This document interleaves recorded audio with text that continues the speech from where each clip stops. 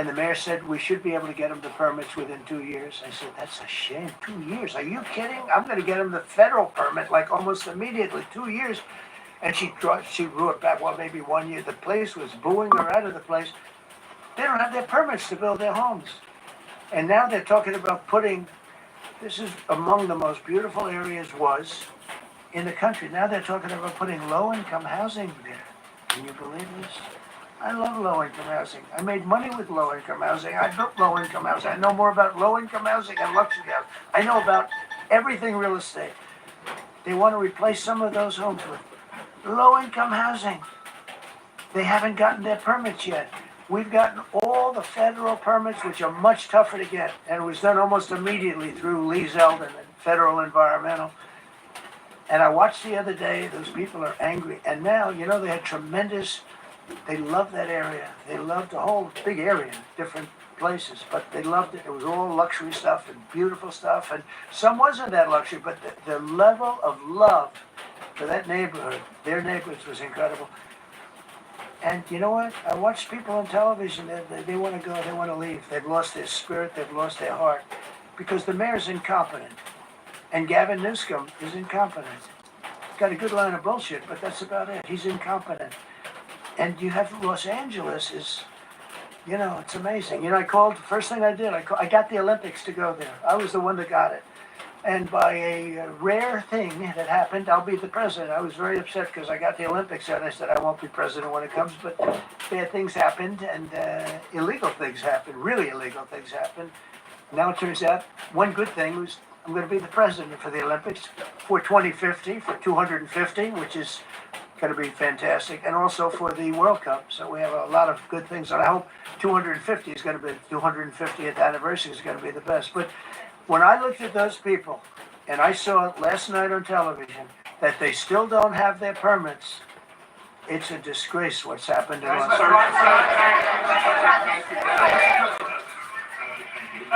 The China tariff deadline is tonight, but do you plan to extend that? We'll see what happens. China's been, we've been dealing very nicely with China, as you probably have heard. They have tremendous tariffs that they're paying to the United States of America. And we'll see what happens. They've been dealing quite nicely. The relationship is very good with President Xi and myself. You mentioned your upcoming meeting with President Putin. Can you tell us what you hope to get out of that and whether you consider inviting President Zelensky to join? So you have to understand, this is a war that should have never happened. This is a war that wouldn't have happened if I were president. Would have never happened. It was the apple of his eye. I got along very well with President Putin. But if you look, under President Bush, they took a lot of territory. Under President Obama, they took a lot of territory. Under Biden, they essentially took the whole thing. You know, it's just a question of time. Under Trump, you know what they took? Nothing. I was the one that said, you can't build your pipeline. That was half built. I came in, I stopped the pipeline. It's called Nord Stream 2. Nobody knows that, you know. Nobody ever heard of Nord Stream 2. You might have not even heard it. Biggest pipeline in the world. I stopped it. I was not a friend of Russia, but I got along well with Putin. It's always good to get along with other countries if possible, but that doesn't mean you're...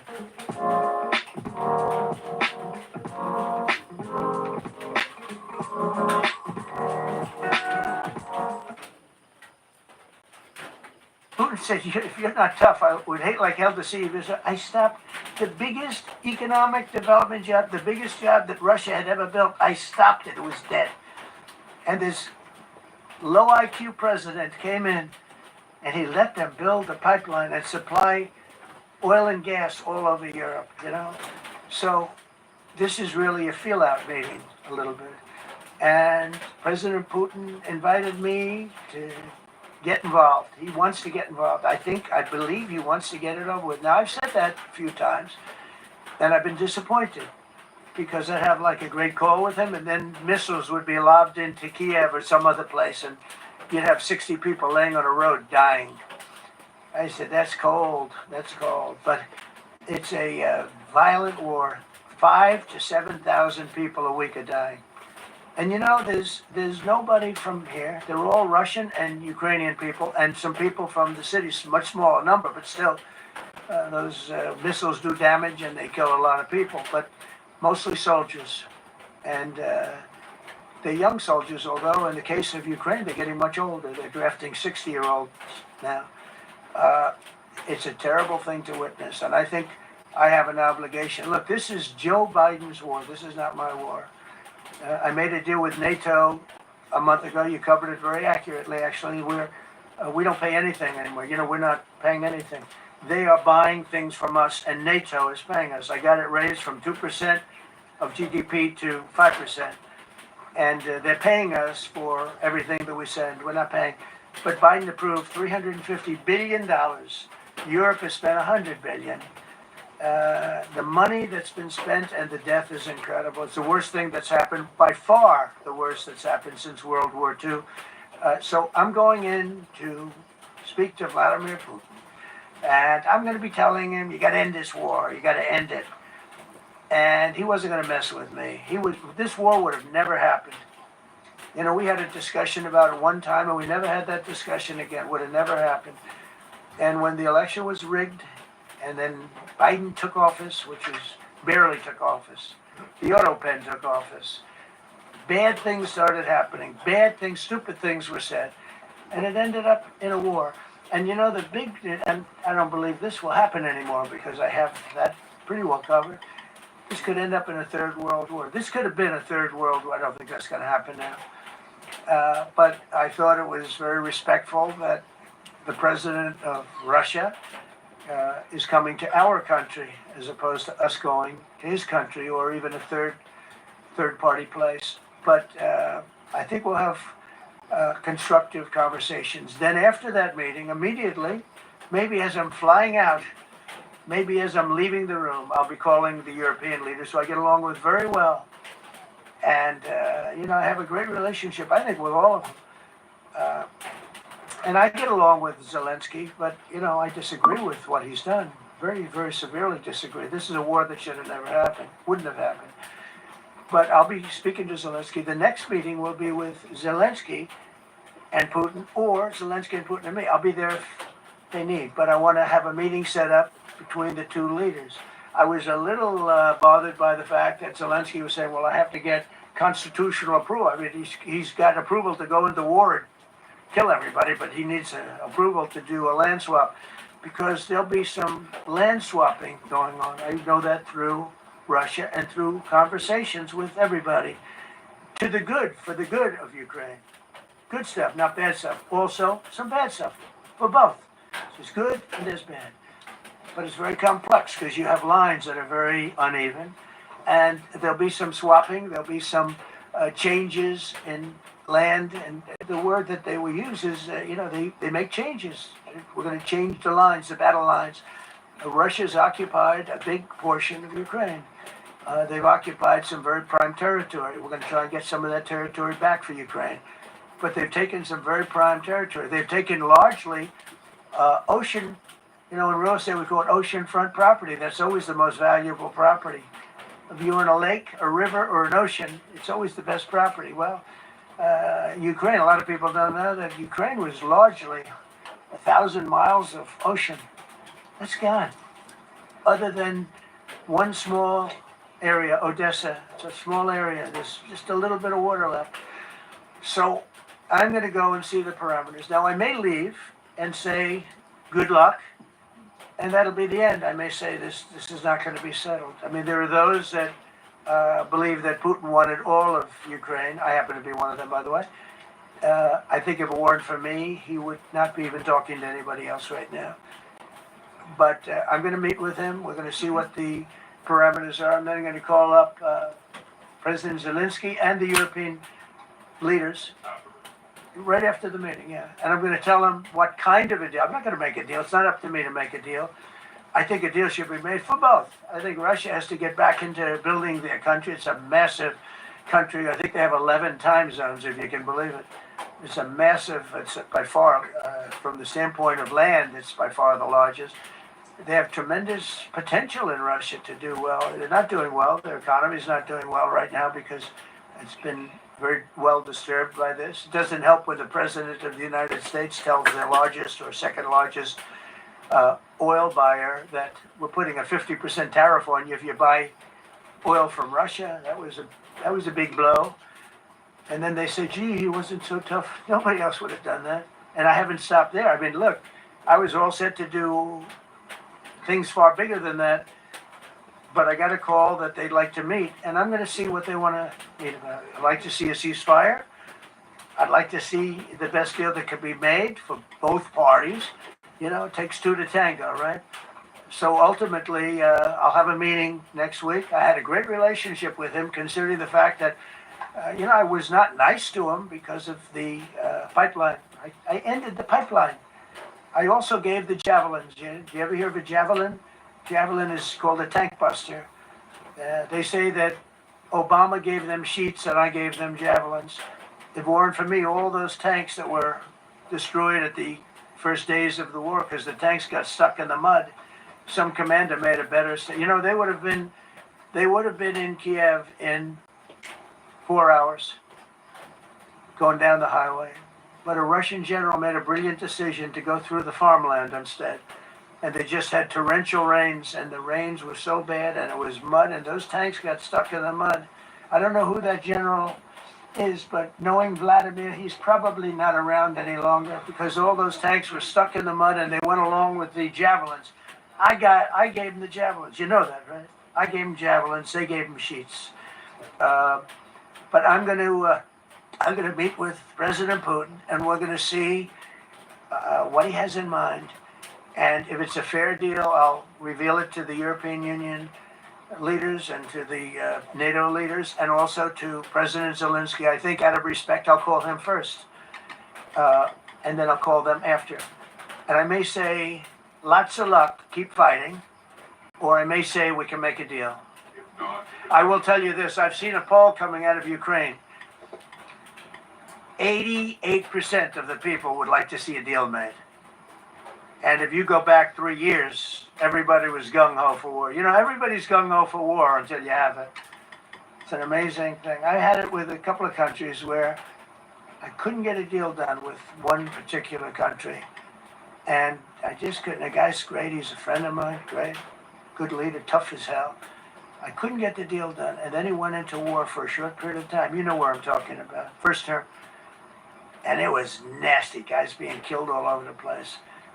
And he went through 1 week of war, and I was able to get the deal done. He said, this is nasty. Yes, please. Yeah, just to follow up on what you were saying. First of all, Volodymyr Zelensky is not invited on Friday? He wasn't a part of it. I would say he could go, but he's gone to a lot of meetings. He's been there for 3.5 years. Nothing happened. And what is the definition? I mean, do you want somebody that's been doing this for 3.5 years? What's the definition of a good deal? I'll tell you after I hear what the deal is. Because there could be many definitions. You're talking about a very large and complex situation. Now, I tell you, the war that I just settled with Azerbaijan and with, as you know, in Armenia, was almost as complex as this one, having to do with routes, trade. Meeting on Friday with Vladimir Putin. Well, we're going to have a meeting with Vladimir Putin, and at the end of that meeting, probably in the first 2 minutes, I'll know exactly whether or not a deal can be How will made. you know that? Because that's what I do. I make deals.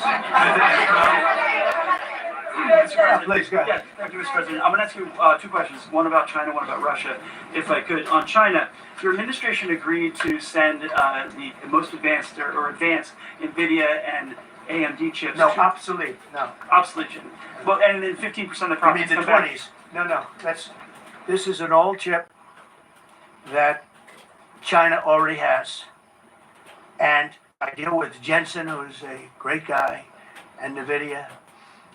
The chip that we're talking about, the H20, it's an old chip. China already has it in a different form, different name, but they have it. Or they have a combination of two will make up for it, and even then some. Now Jensen's a very brilliant guy, and Jensen also has a new chip, the Blackwell. Do you know what the Blackwell is? The Blackwell is super duper advanced. I wouldn't make a deal with that, although it's possible I'd make a deal, a somewhat enhanced in a negative way Blackwell. In other words, take 30% to 50% off of it. But that's the latest and the greatest in the world. Nobody has it. They won't have it for 5 years. But the H20 is obsolete. You know, it's one of those things, but it still has a market. So I said, listen, I want 20% if I'm going to approve this for you, for the country, for our country, for the U.S. I don't want it myself. You know, every time I say like 747, I want, yeah, for the Air Force. So I just wanted. So when I say I want 20, I want for the country. I only care about the country. I don't care about myself. And he said, would you make it 15? So we negotiate a little deal. So he's selling a essentially old chip that Huawei has a similar chip, a chip that does the same thing. And I said, good. If I Di mabilang ang araw na naging espesyal. With our best tasting Magnolia Gold Label Vanilla Ice Cream. Magnolia, isang naataw na at hihigit pa. And I said, if I'm going to do that, I want you to pay us as a country something because I'm giving you a release. I released them only from the H20. Now, on the Blackwell, I think he's coming to see me again about that. But that will be a unenhanced version of the big one. Like, I don't know if you know it, we will sometimes sell fighter jets to a country and we'll give them 20% less than we have. You know what I mean, right? That's the same. So on Russia, do you see a time, Mr. President, when there could be normal trade between the U.S. and Russia? Should their meeting go well? Should there be peace? I do. Yeah. Russia has a very valuable piece of land. If Vladimir Putin would go toward business instead of toward war, you know, it's a warring nation. That's what they do. They fight a lot of wars. A friend of mine said Russia's tough because they just keep on fighting. They beat Hitler, so did we. And they beat Napoleon. You know, they've been doing this for a long time. I asked a question to a very, very smart man that some people like and some people don't like. Viktor Orban, right? From Hungary, the head of Hungary. And he's in that same area and knows the two countries very well. I said, this was before Biden didn't do anything to get us out of it. He could have gotten us out of that. It would have never happened. I said, so can Russia be beaten by Ukraine? He looked at me like, what a stupid question. He said, Russia's a massive country and they win their country and they win their life through wars. They fight wars. That's what they do. He said, China beats you with trade. Russia beats you with war. That was a very interesting statement. China's not beating us with trade. Not when I'm in charge. But they were beating Biden with trade, but they never beat us with trade. Don't forget, China had to pay $400 billion worth of tariffs when I was last time. That was last time. And if we didn't have COVID, all of this stuff we would be loaded. We're finding hundreds of billions of dollars of cash is pouring into our country now because of tariffs. And all we're doing is we're doing what they do to us. It's so beautiful to see it. They found last month, as you saw, $25 billion of excess cash flow. They say, where did it come from? I said, I'll tell you where it came from. It came from a place called tariffs, and we're doing very well. We're really doing well. But I expect to have a meeting with Putin that I think it'll be good, but it might be bad. And I'm here for one reason, to get rid of a war that somebody else started. Should have never happened. And if I could end it, great. Complex war, a lot of bad blood, But Zelensky's been there for 3.5 years. So if you put him in a room, now I will say this, ultimately I'm going to put the two of them in a room. I'll be there or won't be there. And I think it'll get solved. Yeah, please be. Thank you, Mr. President. Excuse me, I'm going to suggest, because do you have any other questions on DC? Because I don't want them to be, wait. These are incredible people. I don't want them to be standing up here on subjects that, does anybody have a question of them? And then you guys can leave. Okay, a question, Brian, go ahead. Thank you, Mr. President. All right. And by the way, this is only on DC. and then they're gonna leave because it's unfair to have them stand up here all day long. I agree. Brian. I've got two questions for you. First, about DC. This is personal for me as well. Last year, I was robbed on the streets by one of these teenage thugs. Had a gun, got away with it. Let's talk about the effort that between law enforcement, prosecutors, and judges, because it's a recycling belt. Like, these kids go, they don't fear the police. They know it. If you talk about how we've got to get these judges and put these kids behind bars, adult crimes deserve adult penalties. And my second question, I'll after you answer that, please. You want me to answer it? Whoever wants to. Okay, it's real. Do you want me to answer it? Here's the problem. Assuming that they're 17 years, older than 17 years old, I can get the case.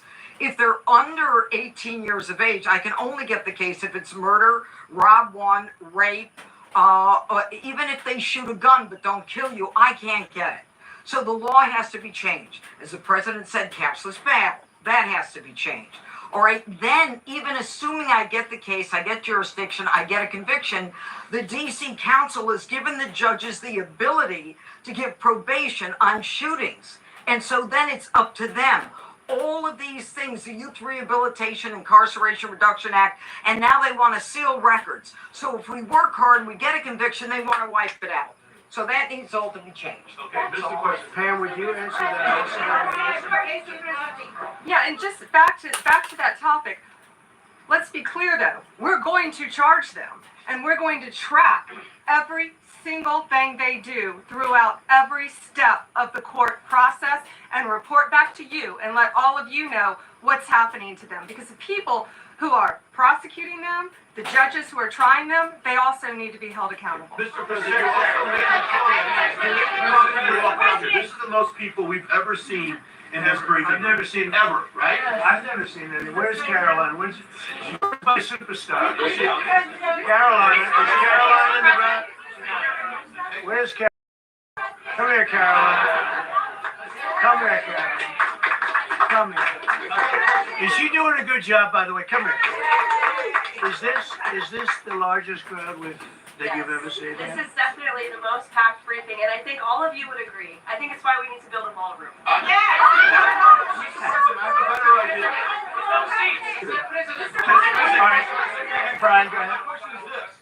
You're building a big, beautiful ballroom. Yeah. Could we build a big, beautiful briefing room, Yes. updated technology, No. more seats? I don't want to do that. I don't want you to be comfortable. So no, I don't want to make life comfortable. So look. Let's just do this. Let's do this. It's going to be a big thing. We're going to Russia. That's going to be a big deal. What happens, happens. I'll let you know what happens. You'll be the first to know. I'll be calling the European leaders. I'm going with totally. I mean, we have a lot of talks. They're great people. They're great leaders, actually, and they want to get back. Honestly, as one of them said, I've OD'd on trying to settle Ukraine. They've OD'd, meaning they've overdosed on the settlement of Ukraine. Not a nice expression, but boy, is it accurate. They're tired of it. They want to get back to spending money on their countries. You know, Biden gave them $350 billion. Europe gave $100 billion. It should be much more than that. Shouldn't have been that kind of, they should have had equalization, but they didn't. But you know what? Still a lot of money. They want to get back to building their own countries. They really want it resolved. My relationship with the European leaders, as you saw, is extremely good. It's perfect. It's beautiful. Wait. And we're going to try. I'll be in touch with them. I have 5 of them call me. You think it's easy? There are a lot of European leaders, but they rely on me. Very much rely on me. If it wasn't for me, this thing would never get solved until the last person breathing is dead. Would you talk to them before? I'm talking to them right now. So I'm talking to the European leaders. I'll be talking to President Zelensky. I'm going to get everybody's ideas. I go into that thing fully loaded right up there, and we're going to see what happens. Now, I think 1 or 2 things is going to happen. It's going to be a good meeting, and we'll go a step further. We'll get it done. I'd like to see a ceasefire very, very quickly. Very quick. I'd like to see it immediately, but I'd like to see it very quickly. And we're going to be dealing with the European leaders, and we're going to be dealing with President Zelensky, and hopefully we're going to have a great success. As far as this, what we did today, and I think you were here for DC more so than even Russia, because Russia will be, we have a couple of days to go, but the Russia is going to be very interesting. But to me, what is very exciting, and we're going to take back our capital. We're going to make it beautiful again, but we're going to make it, more importantly, safe again. It's going to be so safe. It's going to be a model. And then we'll look at other cities also. But other cities are studying what we're doing. And you have some capable people in other cities. They can do it too. But we have a great group of professionals. We're going to have a safe, beautiful capital, and it's going to happen very quickly. Thank you all. Thank you all very much. Wow. I've been up here a lot. I've never seen a crowd like this. I think we need a ballroom, and that's happening. It's going to be a beautiful ballroom. This is really a lot of people, most I've ever seen in this room. And we're here for a very serious purpose, very serious purpose. Something's out of control, but we're going to put it in control very quickly like we did on the southern border. I'm announcing a historic action to rescue our nation's capital from crime, bloodshed, bedlam, and squalor, and worse. This is Liberation Day in D.C. As the President of the United States, I'm officially invoking Section 740 of the District of Columbia Home Rule Act. You know what that is? And placing the D.C. Metropolitan Police Department under direct federal control, and you'll be meeting the people that will be directly involved with that. Very good people, but they're tough, and they know what's happening. They've done it before. In addition, I'm deploying the National Guard to help reestablish law, order, and public safety in Washington, D.C., and they're going to be allowed to do their job properly. And you people are victims of it too. You're reporters, and I understand a lot of you tend to be on the liberal side, but you don't want to get mugged and raped and shot and killed. And you all know people and friends of yours that happened. And so you can be anything you want, but you want to have safety in the streets. You want to be able to leave your apartment or your house where you live and feel safe and go into a store to buy a newspaper or buy something. And you don't have that now. The murder rate in Washington today is higher than that of Bogota, Colombia, Mexico City, some other places that you hear about as being the worst places on earth. Much higher. This is much higher. The number of car thefts